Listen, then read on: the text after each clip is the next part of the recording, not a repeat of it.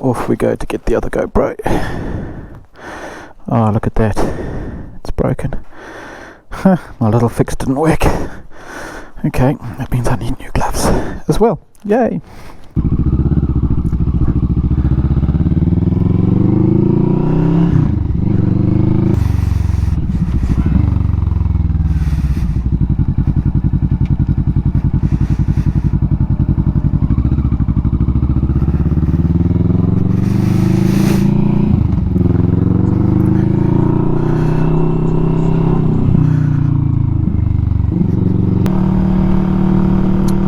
Okay, so I am off to go and pick up a GoPro, another one, will be my third one, that I had purchased.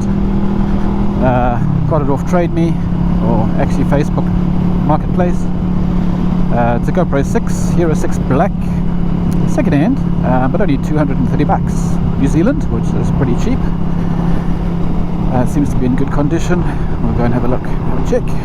And that will replace the GoPro 4 that I have, which to be fair seems to be giving problems.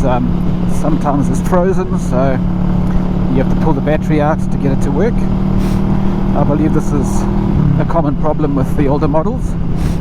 Haven't had any problems with the Hero 6 at all, so fingers crossed this one is the same. I checked with the owner, he said it was fine, never froze. And then I can have two, one forward facing and one on the back somewhere.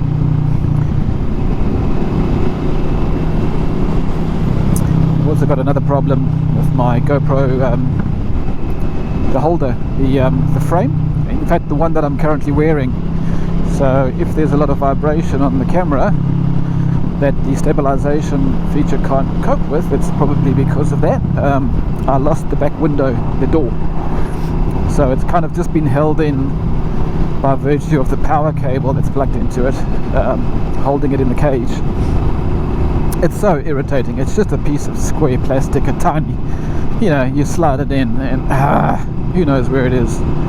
I've hunted everywhere, probably not everywhere, it's around.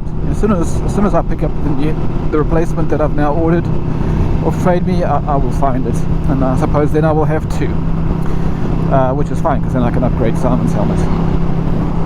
So not a terribly bad situation anyway, although I will need another microphone extension if Simon wants to record his voice, which he probably does. Things to think about. Anyway, I'm really enjoying my ride this morning. It's nice and cool and crisp, but I'm warm. I can feel the air selected parts of my neck when I raise my neck, so I know it's cold out there. It's a lovely blue sky day, dry roads, winter, awesome. For some reason I'm in 6th, doesn't happen too often. Go Delkovich. I've got the bullnose, the 510mm bullnose on it, and yeah, other than having to replace the bobbins for lifting the bike to a smaller version so that there was clearance from the exhaust, other than that, which is not a big deal. I've been super impressed with the exhaust, it sounds fantastic. I can still smell the exhaust gasket paste. I hope it burns off quickly because it's a nasty smell. I presume it's the right place to have put it.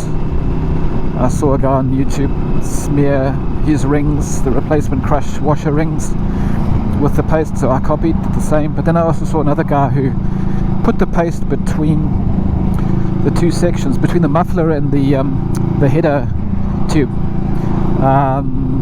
So I didn't do that. Maybe I should have. Maybe that's important. I don't know, but it seems fine. It even occasionally backfires, which is awesome. So actually, I was just reflecting on all the things I've actually added to this bike. The list is growing, right? So let me just summarize. The first thing I did, I think, was put on the crash bars. You can see on the side. They make the bike look a little bit like Dumbo's ears. I'm okay with that. I'd rather save the bike if it falls. and they're dark and they fit the look and feel of the bike. They make it look pretty aggressive, so I'm not unhappy with them. They're fine, they've been solid. Second thing I did, I think, was the heated handlebars. So I've got these awesome heated handlebars. See the light over there? They heat up quickly, they do the job. I love them. They're called Apollo heated grips, and there's no clunky box that you've got to install. It's literally just, it looks so OEM, man. It's awesome. I put something on the back, so where the I put a rack on the back where the pillion seat normally goes. I put a nice flat rack, a lovely black rack. It's cheap, it fitted perfectly, and on top of that I put a Jivy key lock mount, whatever they call them, so that I can put a top box on. To be fair, the top box looks nerdy when it's on, but it's really good for putting my helmet and not worrying about my helmet and carrying little odds and ends. I don't have it on today, and I'll be honest, I wish I didn't have to have the top box chassis, or whatever they call it, the frame, but it's really hard to move it on and off, so it's going to look like that most of the time. So that's been really helpful as well. So that's the third thing, if I'm keeping count. The fourth thing, or actually probably the second and a half thing, was putting on the mount. I hardly consider that a mod. Everyone puts a mount on their bike. Then I put on this thing, which is the auxiliary power supply. That auxiliary power supply drives my GoPro. Not my GoPro, sorry. It drives my mobile phone. Gives it power. It also tells me what the battery voltage is, so what the alternator is doing, and also shows me occasionally what the charge is that's being pulled. So half an amp is going through it at the moment.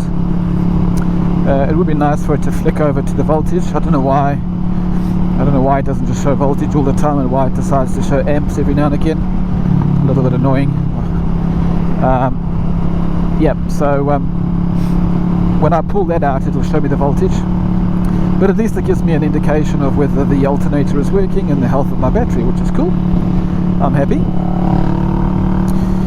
And then finally, you just think, obviously I put on the bobbins in the back so I could lift the bike on my rack, and then I also put the exhaust on. So now I've got the Delcovic bullnose 21-inch exhaust in carbon. It looks fantastic. It matches the bike so nicely, and the pipes coming out of the same color as the bike, all blacked out. Really happy with how it looks. And then the last thing, which is I don't know, number 5 or number 6, is the mirrors.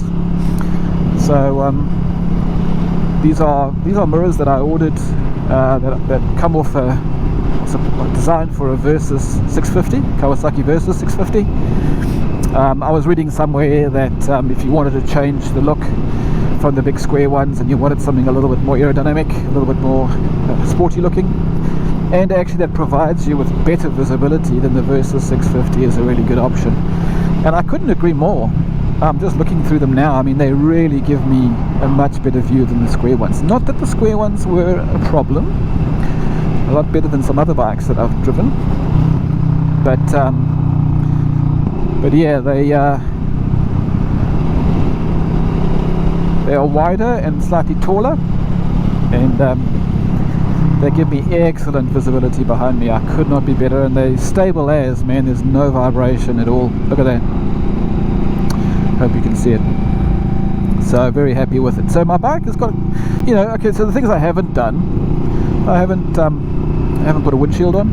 I don't think I will. My BMW GS has a windshield, and that's for longer touring, and so that's when it's needed, where you get fatigued quickly in wind. But this is a cruiser. This is supposed to be driven for short periods of time, cruising around relaxed, and given it's got a sport bike engine, cranking it open and passing the other cruisers and Harleys and sticking out my tongue from time to time. Yeah, I don't really think I need, if I was commuting long distances, I'd probably put one on, but I quite like the wind on my chest. Makes me feel like I'm outside more. What else could I do? I could upgrade the lights to LED lights. In fact, I'm almost surprised I haven't. I guess I don't really go out at night very much on this bike. If I was going to worry about LEDs, I'd probably do the GS, because I have been caught in the dark in the GS, and frankly there's a huge difference between proper LED lights and what the GS's normal halogen whatever lights they are. I mean, they're good, but they're just not the same as LED. So I don't think I need to do that on this bike either. I know some guys change it out because it... Oops, what am I doing? Here I'm fiddling with my key ring and I turn the bike off. Okay. So some guys don't like the look, the sort of like the teardrop look of the light, and they want the retro sort of round style, and so they change it. But I've looked at those, and some of them have got a nice sort of a base behind them, and it looks okay, but it kind of looks like there's something missing. They don't fit exactly how they should, so the only way to do it properly is to spend the money, the big money. I forget the name of the place that does it. It's a guy's name, and they're the right shape, they are awesome, then they are expensive, as you would expect. So yeah, I think it's like $500 New Zealand anyway, $350 US, so not cheap.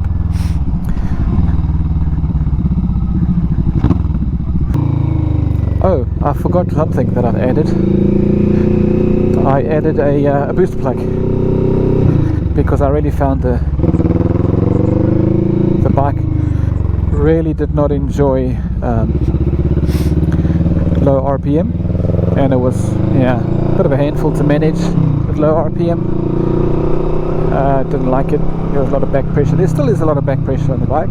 The booster plug certainly improved it, but now I've forgotten what it was like, and so however it is now is kind of me going, it could be a little bit smoother still, but who knows. Okay, let's see if I go left here. Is this a better place to park?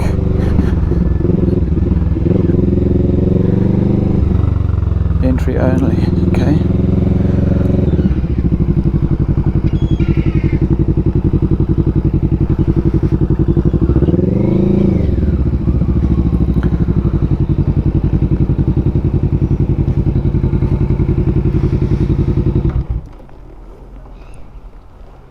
Okay, so I'm just nipping out to do a quick check on the GoPro, because my last recording didn't work. I don't know why. So just double checking that everything is okay, as it should be. I think I may have just accidentally deleted it like an idiot. So this will prove it, one way or the other. These are my new gloves. Very happy with them. Took my old gloves to Honda, and they were like, sure, no problem, change them. And the only other Gore-Tex ones they had were these 5s, so they are Gore-Tex, but they are not Alpine styles, but they feel nice, so I'm pretty happy with them. And I'm off.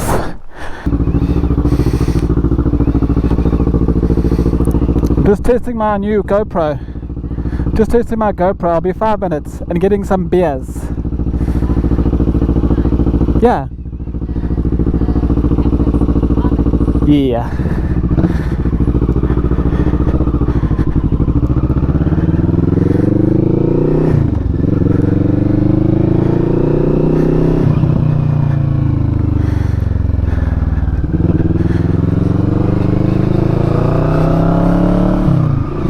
Well, let's see how the microphone works and how the GoPro works. This is the new GoPro. Well, not new, it's the second Hero Black 6, so just like my other one, but at least they'll be the same.